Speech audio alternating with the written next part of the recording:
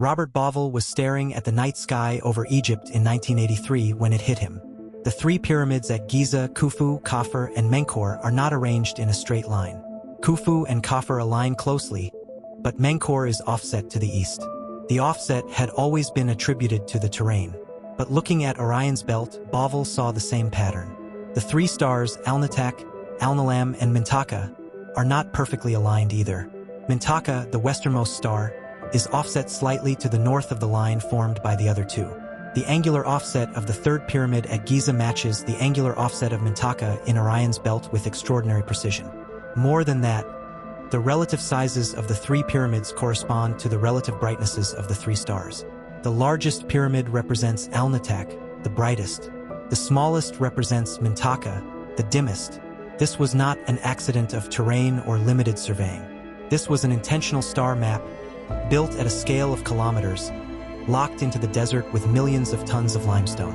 Bauval and Adrian Gilbert published The Orion Mystery in 1994. The book contained a specific astronomical calculation that has never been successfully refuted.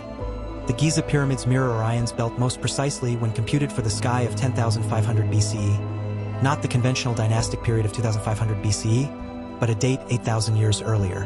Whatever civilization built Giza was documenting its sky, or it was pointing to a date on a cosmic clock. The next episode is already in my profile. Subscribe so you don't miss it. The Orion obsession is not limited to Egypt.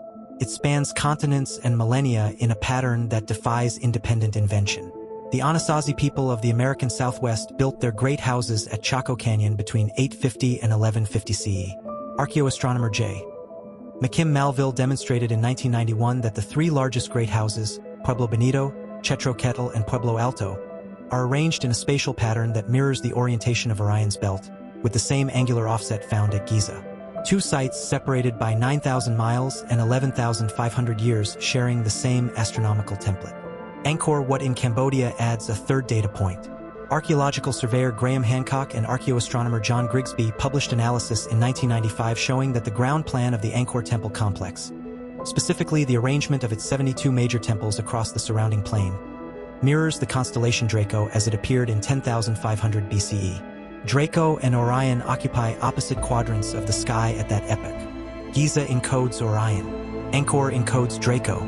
They are encoding the same sky from different vantage points at the same historical moment.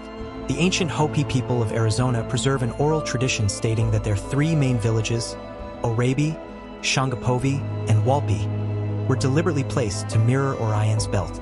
The tradition states this placement was given to them by the Kachina sky beings who came to teach them how to orient their civilization. Three continents, the same constellation, all pointing to the same epoch, 10,500 BCE. The next episode is already in my profile. Subscribe so you don't miss it. The question that ancient astronomy forces us to confront is simple but vast. What happened in 10,500 BCE that was so significant that cultures on opposite sides of the world encoded it in their most permanent monuments? Geologically, 10,500 BCE falls within the Younger Dryas period, the catastrophic climate disruption event now supported by impact evidence found at sites across 4 continents, including the Greenland ice core, the Carolina Bays impact field, and the black mat sediment layer of the American Southwest. It coincides with the disappearance of approximately 35 genera of large mammals in North America within a geologically instantaneous time frame. It also corresponds to the date when Plato said Atlantis sank beneath the ocean. The sky at 10,500 BCE, as computed by modern precession calculations, shows Orion at its lowest point in its 26,000-year precessional cycle, the belt stars at their minimum altitude above the southern horizon. Simultaneously, the Sphinx at Giza faces due east at spring equinox, directly into the rising constellation of Leo, not Virgo, as it would for the dynastic period, but Leo as it appears at the vernal equinox of 10,500 BCE. The ancients were not worshipping stars. They were encoding an astronomical timestamp, a record of when their civilization existed, preserved in stone, pointed at the sky, waiting for a future civilization sophisticated enough to read the message.